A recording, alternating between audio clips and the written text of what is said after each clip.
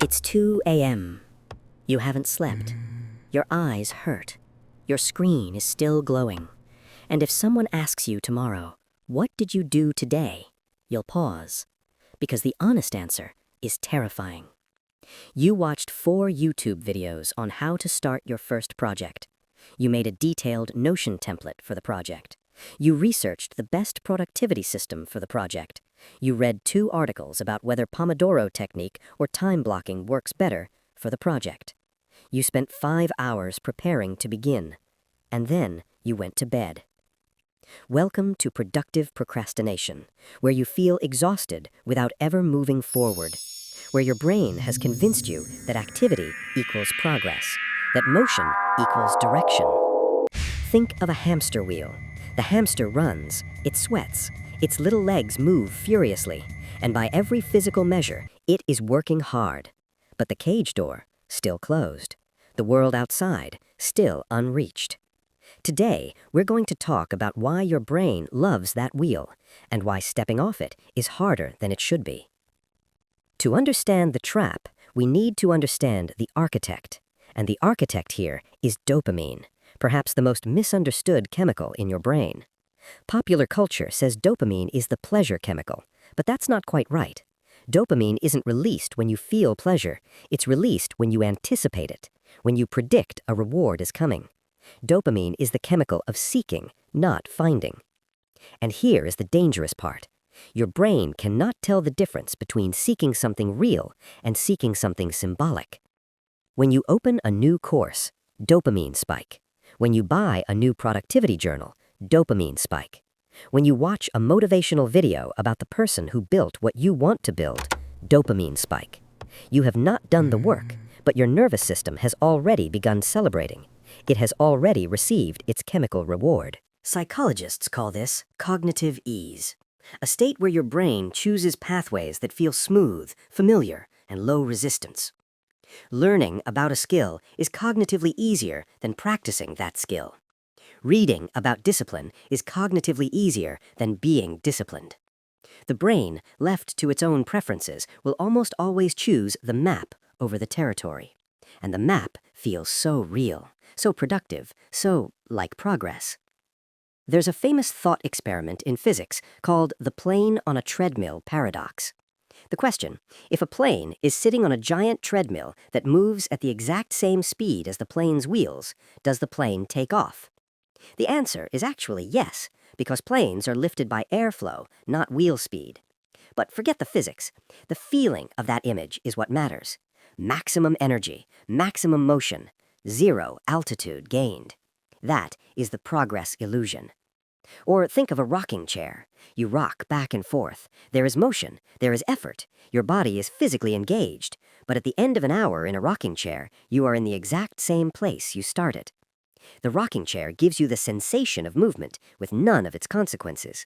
And this is the architecture of our most seductive procrastination. Not laziness, never laziness, industrious stillness. Here's the mechanism at its most precise. Imagine you have a to-do list, 10 tasks. 9 of them are small, familiar, comfortable. Reply to an email, reorganize your folders, watch a relevant video, update your LinkedIn. 1 task is hard, uncertain, deeply important. Start the actual thing. You complete 9 tasks. Your brain floods with satisfaction. You've been so productive, you've earned rest. And the 10th task, the only task that would have actually moved the needle, remains. You confused velocity with direction. But there is something deeper here, something more uncomfortable than neuroscience. We need to talk about identity. Perpetual learning, the endless tutorials, the continuous research, the constant "I'm still figuring it out," isn't just a cognitive habit. For many of us, it's a psychological shelter. Consider this logic, and be honest with yourself. If you are always preparing to do something, you can never fail at doing it. If you are always learning to code, you are never a bad programmer. If you are always researching your business idea is never bad. If you are always in the process of becoming something, you are protected from the confrontation of what you currently are. The unstarted project cannot be judged.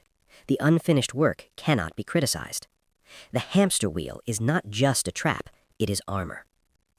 Psychologist Carol Dweck called this the fixed mindset in its most insidious form. Not the refusal to try, but the refusal to complete. The refusal to ship. Because to ship something is to offer it to the world's judgment. And the ego, which has been carefully constructed through years of imagined potential, cannot afford that risk. So it runs, in circles, on the wheel, in the shelter of the process where potential is infinite because it has never been tested. So how do you get off the wheel? Not with more discipline, not with a better morning routine, not with a new Notion template.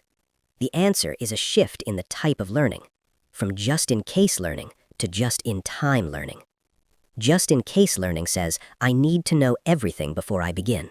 It is infinite, it is anxious, it is the enemy of action. Just-in-time learning says, I need to know enough to take the next step. It is bounded, it is purposeful. It pulls learning into the service of action rather than using learning as a substitute for it.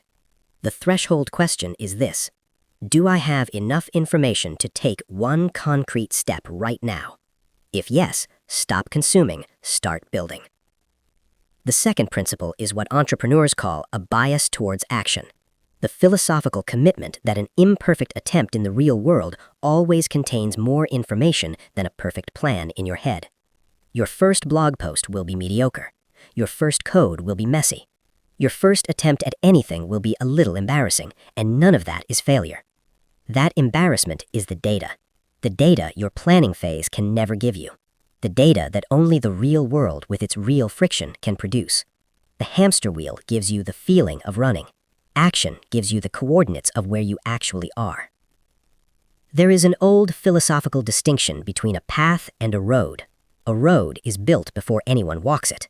A path is created by the walking itself. Most of us are waiting for the road. We want it paved, lit, mapped, and certain before we take the first step. But the work you are afraid to start, the project, the business, the creative thing, the life you keep preparing to live, that is not a road. It is a path. And it only comes into existence the moment you begin walking it, imperfectly, uncertainly, and without a map. The progress illusion will tell you that you are moving. Check the window, look at where you actually are, and then take one step. Not 10, not a plan for 100, one.